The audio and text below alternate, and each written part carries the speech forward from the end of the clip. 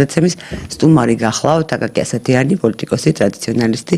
დიდი მადლობა ბატონო აკაკი, რომ მობრძანდით და მიღებთ მონაწილეობას ჩვენს გადაცემაში და ორი ძირითადი საკითხი მინდა გამოვყო, რის გარშემოც მინდა რომ ვისაუბრო და ვიმსჯელოთ დღეს.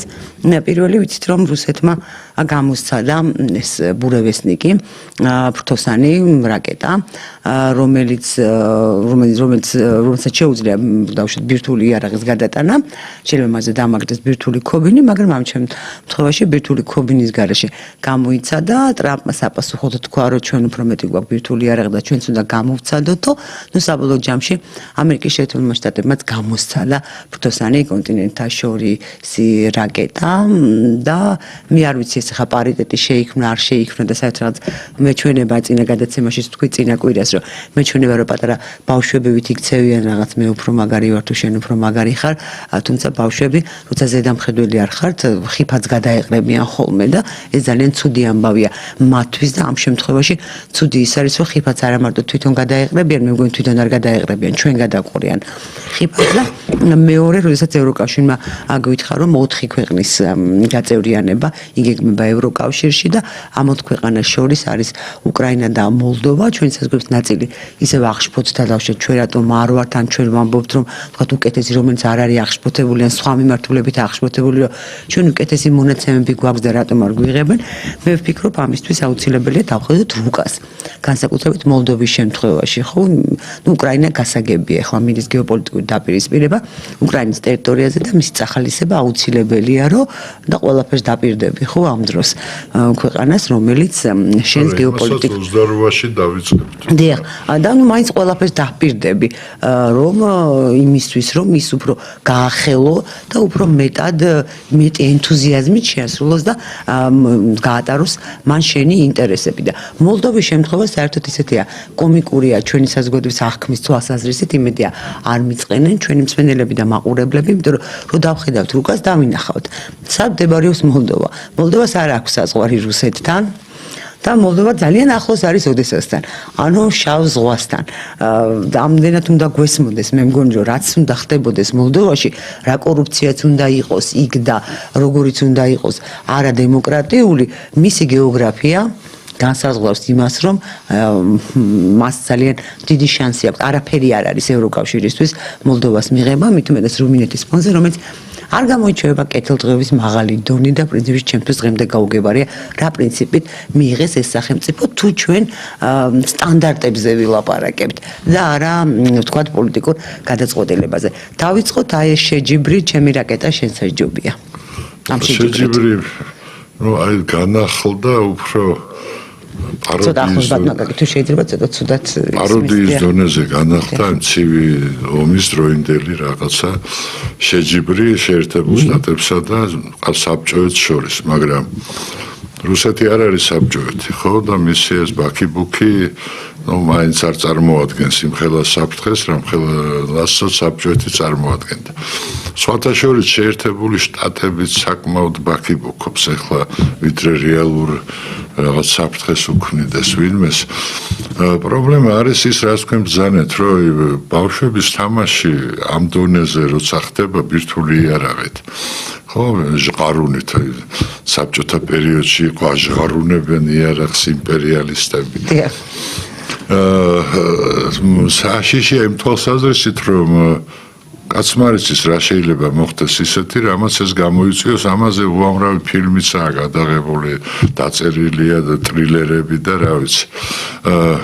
რა არის, განსხვავებით ახლანდელი ვითარებისგან, როცა მართლა რეალური და სერიოზული მეტოქეები უპირისპირდებოდნენ ერთმანეთს, შეერთებული შტატები და საბჭოთა კავშირი, ორივეს ყოფნიდა პასუხისმგებლობის გრძნობა, რომ არ მieყვანა საქმე ბოლომდე. საუკეთესო ილუსტრაცია ამისი არის კარიბის კრიზისი, ხრუშოვი და კენედი, რომლებიც სხვათა შორის ერთი მოკლეს და მეორე გადააყენეს ელიტებმა იმ ქვეყნის, რადგანაც ბოლომდე არ წავიდნენ. რეალურად შეერთებული შტატები მოიგებდა, იმიტომ რომ შეფარდება იყო 1.15-თან ამერიკის სასარგებლოდ, მაშინ ბირთვულ იარაღში და თუ ამერიკას დაჭირდებოდა 5 წუთი მის რაკეტების ფრენა საბჭოეთამდე, საბჭოებს დაჭირდებოდა 9 საათი 40 წუთი. უპირატესობა დიდი ქონდა მაშინ. ეს მერე 70-იანებში დაბალანსდა, ასე ვთქვათ. თქვენ წარმოიდგინეთ ბრეჟნევის დროს. აი პარიტეტი მაშინ შეიქმნა ბირთვული იარაღის და წყალქვეშა ნავებში წამოეწივნენ ბევრად არა ამერიკელებს და თქვენ ისიც გიქნეს რომ 4 ავიამზიდის მშენებლობა დაიწყეს საბჭოეთში. სახელები ერქვათ თბილისი, კიევი, მინსკი, ტაშკენტი. 4. Ну, დაარქვეს ოღონდ противолодочный корабль რაღაცა უცნაურად. მოსკოვი რატო არ დაარქვეს? არა, ასე დაარქვეს. ჩვენ ეთყობა გულის მოსაგებად ამ ყველაზე ესეთი, სლავური რესპუბლიკების სამხრეთში ჩვენ ვიყავით, აღმოსავლეთში ტაშკენტი იყო, ხო? ტაშკენტი ხო თურქესტანის გუბერნიის ცენტრიც იყო რუსეთის იმპერიის დროს. მაშინ თორემ იმ დროს უფრო კენედის ჩაეთვალა რომ ვერ გამოიყენა ეს უპირატესობა, ხოლო საბჭოთა ხელმძღვანელობამ ჯგუფმა სამხედროებმა ძირითადად ხრუშჩოვი გადააყენეს იმის გამო რომ ავანტიურა წამოიწყო, რომელსაც პერსპექტივა არ ჰქონდა. მერე იკითხა, ხო იცი რამე იყოს მოვიგებთო? უთხრეს ვერაო. და აი მაშინ დაიხია უკან დაკავშირებაც არ ესწრებოდა უკვე ისე წკიბზე იყო და მოსკოვის რადიომ დილის 6 საათზე პირდაპირ გამოაცხადა ხრუშჩოვის მიმართვა რომ მზად იყო დაზავებისთვის და კომპრომისისთვის. ეს იყო უკიდურესი გამწვავება. ბერლინშიც იყო იქ ამბავი 60-60-იანი წლების დასაწყისში. უკიდურესად მაშინ გამწვავდა და ორივეჯერ პრაქტიკულად ორივე უკან დაიხია. უფრო საბჭოეთს ჩაეთვალა უკან დახევათ, იმიტომ რომ მთელი მსოფლიო უყურებდა ტელეკამერებით, როგორ იხევდნენ მიდიოდნენ, შებრუნდნენ უკან საბჭოთა გემები, რომლებიც კუბისკენ მიდიოდნენ. მაგრამ აი ესე, კი, ბევრი თვლის რომ ამას უთვლის კენედის და ხრუშჩოვს დამსახურებად, მაგრამ ელიტები ორივე ქვეყანაში უთვლიან წაგებად. ბანაკი რა უნდათ ამ ელიტებს? ეს ბირთვული კატასტროფა, აი როგორ წარმოედგინათ, აი რატო? არა, შანტაჟი გამოდმებული. საბჭოეთი აშანტაჟებდა მარტივი რამით, რომ მე კი წავაგებ და განადგურდება. სწორად აშანტაჟებდა. ნახევარი, შენ განადგურდება მეხუთედი. ხო, კი ბატონო. მაგრამ შენ რადგან კეთილდღეობა გაქვს უკეთ ცხოვრობ, შენთვის მეხუთედი უფრო ზარალია, მე გინდაც ესე მიცხოვრია კიდევ. ხო, ლაგერია. მაინც დაბომბილია, კი ბატონო. ხო, ეს ჭრიდა რეიგანამდე და რეიგანის დროს რეიგანი კასპარ ვაინბერგერი თავდაცვის დივანი უთხრეს კი ბატონო, იყოსო ეგრეო და აი ეს იყო და საბჭოეთმა დაიწყო დაშლა, იმიტომ რომ მე აი ეს ვასკვლავეთის ომები, კოსმოსური თავდაცვის სისტემა. ეს დიდი აფერა. ხო, დიდი ბლეფი იყო, რა თქმა უნდა, თუმცა შესაძლებელია, ოღონდ თეორიულად არის, რა თქმა უნდა. არანორმალურ ხარჯებს მოითხოვს, არანორმალურ ძალისხმევას, სრულ მობილიზაციას, ამერიკა უნდა გადაიქცეს საბჭოთა კავშირად, რომ აი ყველაფერი დათმოს შეერაღების გულისთვის და ამას შეძლებს, რასაც ვერ შეძლებდა საბჭოეთი უკვე ზღვარზე იყო. და ამის მერე აი ეს პერესტროიკა ეგრეთ წოდებული იყო ამის შედეგი, რომ როგორმე შევაჩეროთ. ხო, აი დემოკრატიზაციით, თავისუფალი სიტყვით და არჩევნებით იქნებ დასავლეთი შევკეროთ, შევაბათ, რომ ცოტა ხანი გაჩერდეს. ახლა გაჩერდა, მაგრამ საბჭოეთი გაქრა. ამ ფასად მოხდა, იმიტომ რომ ეს იყო სამხედრო მანქანა საბჭოეთი, რომელიც შექმნა იოსებ სტალინმა და ბერია. ხო, ბერია, დაზვერვა უზრუნველყო და ბომბიც, რა თქმა უნდა, მაგრამ ამ ორმა კაცმა და იმის სხვათა შორის ამ ორი ქართველის წყალობით არიან რაღაცას რო წარმოადგენენ დღეს საერთაშორისო ასპარეზზე და რადგანაც არიომა მანქანა და სხვათა შორის ორივე საქართველოს ორივე ნაწილია წარმოდგენილი, ქართლი და სამეგრელო. ძალიან ნიშანდობლივია ცნობიერების სტალინი და ბერია. იმერეთიც იყო. არა, მე არ ვაკნინებ არავის ორჯონიკიძის სახით. არა, მე ვამბობ თავში. სიმემრეწველობა და შეერაღების შექმნა უბრალოდ ავად სახსენებელია და მთელი ბავშვობა, ხო იცი, აღმოვაჩინე ბოლო კლასებში, რომ თურმე საქართველოში არსებობს ადგილი, რომელსაც ორჯონიკიძე ქვია. ხარაგაული კაცი შვილი არ ეძახოდა. ოზურგეთს მახარაძეს იტყოდნენ, სენაგზე ხაკაიას, ხო, რატომღაც ნაკლებად დამნაშავეებად. არავინ არასდროს არ მახსოვს კრინტი დაეძრას რომ ორჯონიკიძეში მივდივარ ორჯონიკიძიდან მოვდივარ ხარაგაული იყო რა ანუ როგორი ტაბუირებული იყო მისი ხსენება უხსენებელი იყო და ამიტომ ჩვენც ახლა ისე ვახსენეთ თორე რა თქმა უნდა ამ ხანაგები სტალინი და ბერია არიან დღევანდელი რუსეთის აი საყრდენი სვეტები რა მეტი არაფერი არ აქვთ ის ომის მაგათ მოიგეს, ის ბომბის მაგათ შექმნეს, რასაც აი დღემდე მეც არაფერს არ გადმოსცემენ. ის ომი რა აქვს ხოლმე სულ ტელევიზიები არის ომი, არის ლაგერები, ანუ კრიმინალური სამყარო და მელოდრამები იაფასიანი. აი რასაც ვუყურებ. ძალიან იაფასიანი. ძალიან. აი რომელი თურქული თუ ეგენი რომელი უფრო იაფასიანია ვერ ვარჩევ უკვე რა. აღარჩე, მაგრამ ჩვენთან ტელევიზიები ნახე, ერთი გადასცემს რუსებს, რუსულებს, მეორე გადასცემს თურქულებს.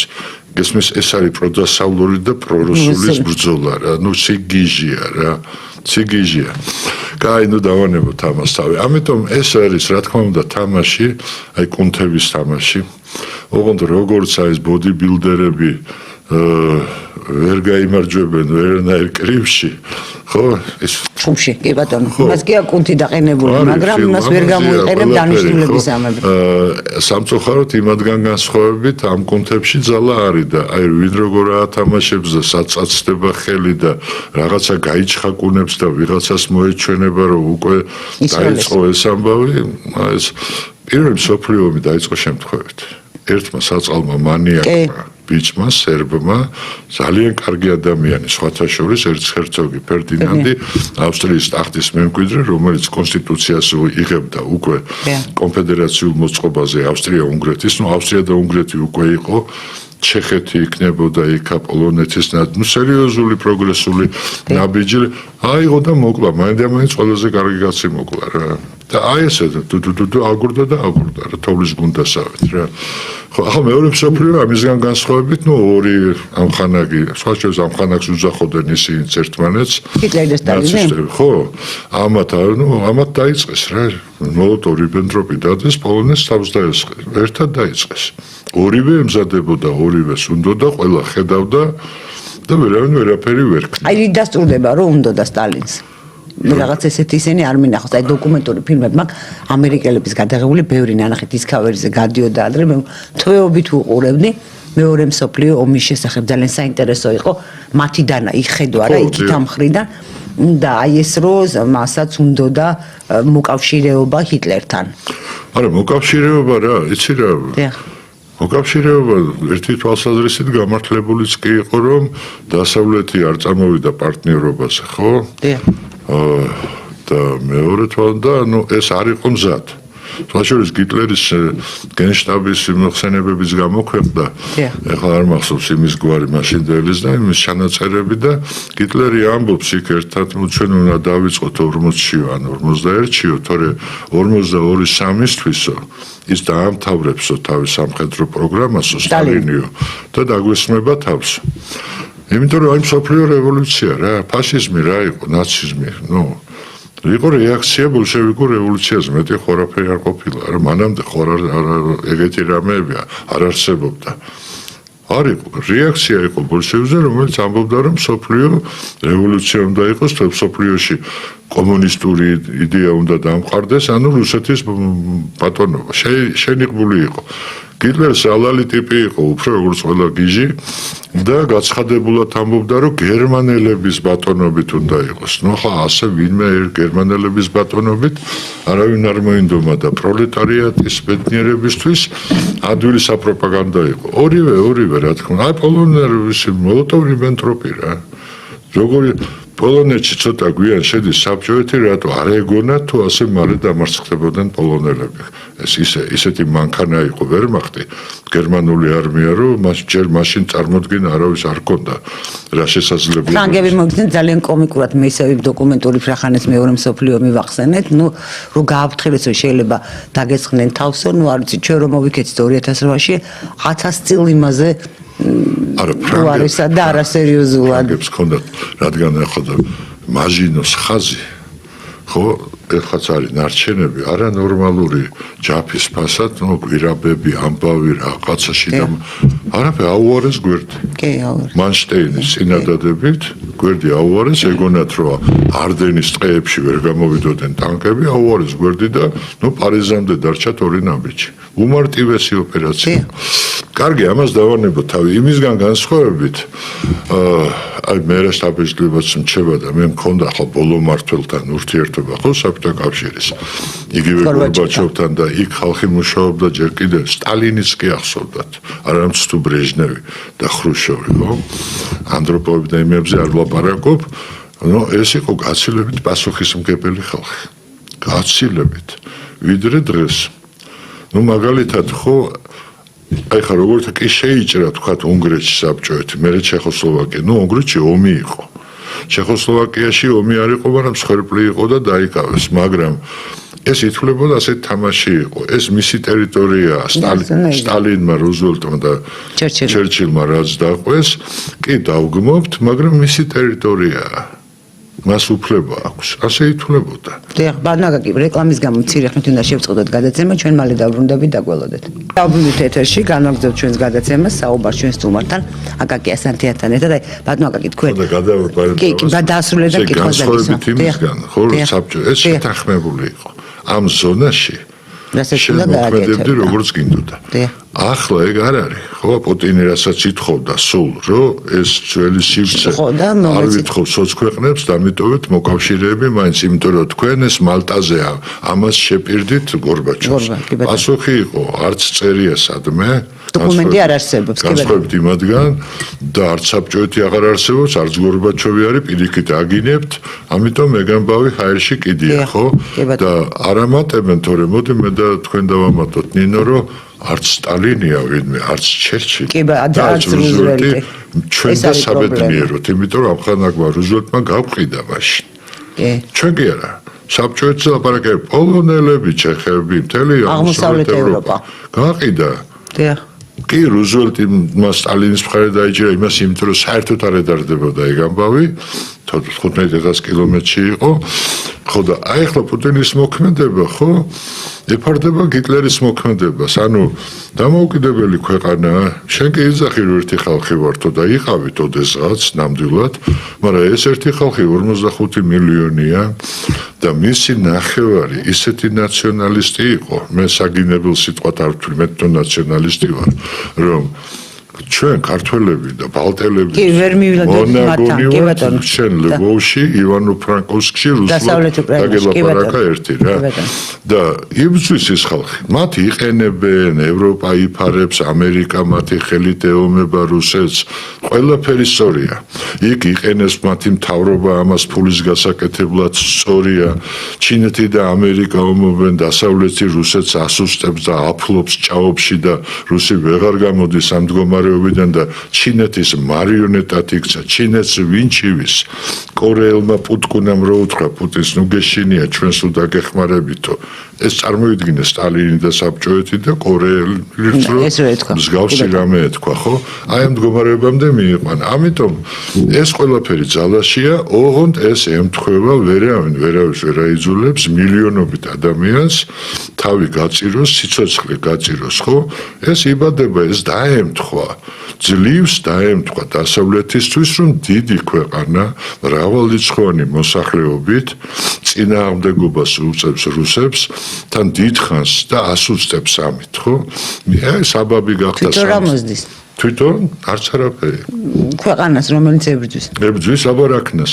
არა, მე არ გეუბნებით რაქნას, მე ვამბობ თვითონ ობიექტურად ხოვნაში ის ასუსტებს, უდავოდ ასუსტებს. იცია დონბასი ახლა უკრაინას თუ ვინმე ეწყინება და არც ყოფილა მისი დონბასი და ყირიმი. არ ღირდა რაღაც აი ამის თქმამდე რაღაცები იყო. არ აქვს არც რუს და არც უკრაინას დონბასის კი ბატონო. იმიტომაც დალეწეს და ანგრიეს ყველაფერი რა. აი დალეწეს და ანგრიეს ან რუს რა თუნდა თუ დარჩა. შენ ხომ რო 7-8 მილიონი კაცის უნდა არჩინო, რჩენას გააჩნია აფხაზებს და ოსებს შეუმცირეს დახმარება ნოლამდე თითქმის. 100,000 კაციც არ არის არჩენი და იმას შეუმცირეს. ხო ვიცით ყველა ეს ამბავი, არა ერთი ამბავია იქ. არა და ეხლა შენ წარმოვიდგინე ეს. რამდენია მილიონში ჩენა კი და უკრაინელები ხო, აი ეს უკრაინელები ნამდვილები თვლიდნენ რომ ეს მაინც უცხო სხეულია, უბრალოდ პრინციპის საკითხი იყო და არის მათთვის ეს ტერიტორია და ეგ ტერიტორია ახლა ისტორიულად ტრამალი იყო ყივჩაღებ დავით აღმაშენებელმა მანდედან ჩამოიყვანა ხარკოვის მიდამოებში მომთაბარეობდნენ აი ეს ათრაკა შარუკანი ერქვა რუსულ მატიანეებში მაგმიდამოს ბელადის სახელს არქმევდნენ ხოლმე აი ტრამალი იყო ტრამალი ხო ამიტომ მივდივართ ისევ აი ევროკავშირი და ესა ხო რა თქმა უნდა გეოგრაფიის ფაქტორი და ბანაკაკის მინდა კითხოთ თქვენ თქვით რომ აი გერმანია ჰიტლერის გერმანია ამბობდა 42-43 წელს საბჭოთა კავშირი იქნება მზა და დაგვესხმება თავს და რაღაცა დაახლოებით ანალოგიური სცენარივით არის თითქოს ახლაც ამბობს გერმანია ჰიტლერს კი არ ვადარებ უბრალოდ გამონათქვამს რომ აი რამდენიმე წელიწადში რუსეთი მზად იქნება დაგვესხმება რუსეთთან ჩვენ ახლა მზად არ ვარ და უნდა მოვიგოთ რამდენიმე წელიწადი მეორდება ისტორია? ნუ ხო მეორდება როგორ იმ განსხვავებით რომ თვითონ არ დაესხმება და ვერც დაესხმება რუსეთი ხო მე მგონი არ დაესხმება გერმანია ვერ დაესხმება ჰიტლერისგან განსხვავებით ის იყო რაოდენობა იგივეა 80 მილიონი იყო მაშინაც და ეხლაც 80 მილიონიანი ქვეყანა ურესურსო 8 წელიწადი მთელ მსოფლიოს ევმეა და ერთმა ჯარისკაცმა მოკლა 8-ჯერ მეტი ვიდრე მოწინააღმდეგე. ყველა ჩავთვალოთ, ხო განსაკუთრებით საბჭოეთი. საბჭო 30 ან თავდასხმისა, შეტევისას ეს სასწაულია, იმიტომ რომ ეს ყრიდა როგორც ღომელში შეშას რჟევის ოპერაცია თუ ვინმე მიცის მილიონამდეა. დათვლილია 850 თუ რაღაცა და ეხლაც კი პოულობენ საწყალ ჯარისკაცებს, აი დღესაც არავინ იცის რისთვის მოეწყო. ხორს საკეპი იყო. და აქედან დაიღუპა ვიმეორებ დათვლილი 850 და ამბობენ მილიონამდეო იქიდან 80 თუ 70000 გერმანელი რა საოცრება ასე იომეს რა ხო და ისეთი მანქანა იყო მსოფლიო ისტორია მისის სამი ეგეთი რომი ნაპოლეონის არმია და ვერმახტი ესეთი იდეალური სამხედრო მანქანა იქ წააგო ჰიტლერმა რომელმაც ვერ გაითვალისწინა რომ ომებს ამხელა მასშტაბის ომებს რესურსები იგებს იგივეს ვერ ითვალისწინებს პუტინი და მეორეს ვერ ითვალისწინებს იქ სტალინს მოკავშირეები ყავდა მანქანების 50-60% ავტომობილი აი სტუდენტებერებს ეძახოთ ეს დათვლილია თვითფრინავები აი ეს პაკრიშკინი და კოჟედუბი ყავთ ფრინავები დიდი გმირები 40-50 თვითფრინავი ჩამოაგდეს გერმანელს ყველაზე დიდს ხონდა 400 ჩამოგდებული და 40-50-ზე ჯილდოსაც არაძლებდნენ გერმანელ ფრინავებს ჯილდოსაც ვერ მე ასობითაა ხალხი რომელებსაც 100-ზე ზემოთ ჩამოგდებული აქვს და ეს თვითფრინავები ინგლისური ჰარიკეინები და სპიტფაიერებით ომობდნენ ეს ორივენი საბჭოთა ნაკები იაკები და მუკებით კი არა და სურსათი ამბავი რა ვიცი ბევრი რამე ეს აი ტუშონკა ფილმებში წააქვთ ვტორой ფრონტო რუსები მეორე ფრონტია ტუშონკას როსნი და ახლა უმოკავშირეოა ისეთი მოკავშირე ყავს ჩინეთი რომელიც არაფრით არ ჩაებმება ღიად პირიქით ეხლა შეამცირებს ნავთობის ყიდვასაც ამცირებს უკვე ინდოეთმა უკვე დაიწყო და მხოლოდ სიტყვიერი მხარდაჭერა აქვს და აი მანქანებს ყიდის თავისას იმიტომ რომ ევროპა გათავდა ის ჩინეთი ხო არ ჩქარობს კაცო 5000 წელია ესა ცივილიზაცია გალავანის იმანაც იპოვა ძლივს ვიღაცა ვინც დროს აგებინებს ჩინეთს ხო ეომება დასავლეთს გიჟივით ამასობაში ჩინეთი ხო რუსეთი ხო კაი გავამარტივოთ რა ყველა ასე მარტივად არ არის მაგრამ ამერიკა ომობს დასავლეთი უკრაინელებით ისინი ომობენ რუსებით აი ეს არის ხო ამათ თავი არენანებად პუტინი ასრულებს ჰიტლერის გეგმას აღმოსავლელი სლავების განადგურების თაობაზე. ორივე ხალხს განსაკუთრებით რუსებს აქვთ კატასტროფული ჩვენზე დემოგრაფია. ალბათ ბევრი არიან და რა ბევრი არიან ნახევარ ჩვენზე. იცი როგორ არის ამ ტემპით თუ წავიდა ჩვენი რაოდენობის გახდებიან ამ საუკუნის ბოლოს და ჩვენ გაეროთulis რომ ჩვენ ასე გავაგრძელოთ 1.5 მილიონი ვიქნებით. ჩვენი გვაქვს საფიქრო. რა თქმა უნდა, ჩვენს უნდა მივხედოთ. კლებულობს მოსახლეობა მიუხედავად იმისა, რომ არანორმალური მატებაა მუსლიმურ რესპუბლიკებში. როგორც ევროპაში. დიახ, მაგრამ ეს შიგნით ხდებათ, ხო? აი, ჩრდილო კავკასია, ჩეჩნეთი, ხო ამდენი დაიღუპა. მაშინ რო გადაასახლეს, დაბრუნდნენ და 4-ჯერ მეტი გახდნენ. ეხლა უკვე ანაზღაურებია თითქმის გაორმაგებულია ომთან შედარებით მოსახლეობა. ვოლგისპირეთი, ხო? ეს ამათ ხარჯზე კლებულობს, ოღონდ არა ახლა რუსები რო აიღო გამოყო, ამას ხალხი ითulis. არის აბსოლუტური კატასტროფა და აქ კაცი 300, 400, 500, 1000 ჯანმრთელიც სავსე ბუღა, ხო? არის უკვე დახოცილი და კიდე რამდენი იქნება კაცმა. ამიტომ სპერმის ბანკი ორივე მხრიდან. ამიტომ ჩვენი შიშები რაღაცები, ეს არის ძალიან სერიოზული დიდი თამაში. საფრთხე არის ერთი რა, რომ აი ეგ რაღაცა უშნოდ არ ამოვარდეს, ჩართვა არ მოხდეს, ხო? მოლდოვა ახლა რო ლაპარაკობ. დიახ, მოლდოვაზე აუცილებლად მინდა რა. მოლდოვა, უკრაინა, ჩვენთან. ვინიც აიღეს. დიახ, არასწორად ესმიდა ეს გამარჯვება. არ არსებობს ეს მოლდოვა რა. აქ თუ რუმინელები არიან. ენა რუმინულია ოფიციალურად, მოქალაქეობა 70, მგონი უკვე 80%-ს თორმაგი აქვს რუმინეთის მოსახლეობის. დნესტრისპირეთის საკითხი გადაწყვეტილი რომ იყოს, ვის რჩება უკრაინას თუ რუსეთს, იმიტომ რომ ამას რუსეთს თუ ბატონო რუსეთს როგორ შეიძლება რამენერად დარჩეს აი კალინინგრადი არა კალინინგრადი კი მაგრამ როგორ საჰაერო გზით არაფერი მოახერხებენ რა ბოლო-ბოლო დნესტრს აყვებიან ნავები შავი ზღვიდან ნავები იცი დღეს ვახერხებენ მომარაგებას თავისი ბაზის იქა ახერხებენ გათავდა რა არ არის ეგ პრობლემები რა არ არის ეგ პრობლემა მაგრამ სინამდვილეში პრობლემაა იმიტომ რომ იქ ვერ შეინარჩუნებენ კენიგსბერგი ახლა კალინინგრადი და არის იდიოტი კალინინის სახელი ახლა პოლონელი და გერმანელი გიჟები არ არიან რომ ახლა იბრძოლენ ამისთვის დაიწყო ომი რა თქმა უნდა ეს თვლიან რომ მაინც მათ ჩაუვარდებათ ხელში და ერთმანეთში იკამათებენ სხვაშორის ის ომიც მაგიტომ დაიწყო რომ კენიგსბერგზე გასასვლელი დერეფანი უნდა და გერმანიას ექსკლუზიურად რა ნო დასჯერებოდა ისიც მართლა ვერ იყო ეს ახლა ნახე რა რომ შევადაროთ ხო ბიჭო ჰიტლერი რო ხარ ავსტრია მიიერთ ბუნებრივია მართლა ერთი ხალხი აბსოლუტურად და ზარზე მიჭერდნენ თვითონ ავსტრიელი იყო კაც ხო რა თქმა უნდა ეგ არის დამახასიათებელი აი ნაპოლეონი კორსიკელი იყო ხო სტალინი ქართველი იყო თავისი თუ არ დაიკავა უცხოელი გამოდის პირველი პირი ვერ იქნება კორსიკა ორი თვით ადრეა საფრანგეთს მიერთებული ნაპოლეონის დაბადება ხო მაშინ ვინ არის უცხოს ხეობია და უცინობა ამიტომ მიახტენ პოლონეთს ზერჟინსკი და ტუხაჩევსკი ორი გარეწარი და კიდევ კაც დამარცხდნენ და იოსებამ გადაასწროთ ხო თორემ შანსი ჰქონდა სერიოზული ხო და მოლდოვა პრობლემა არ არის იმ წუთშივე გაქრება რუკიდან და როგორც იყო რუმინეთში ისე შეუერთდება ბესარაბია ეს არის აი გაჭრილი საკითხი და არც არავის ეჩქარება რა პრობლემა იყოს ეს მოლდოვა ჩაირჩოს კორუფციაში აღძალოს პარტიები ტელევიზია პრობლემა არ არის არავის დარდი არ აქვს მოლდოვაში ჩემია და მორჩა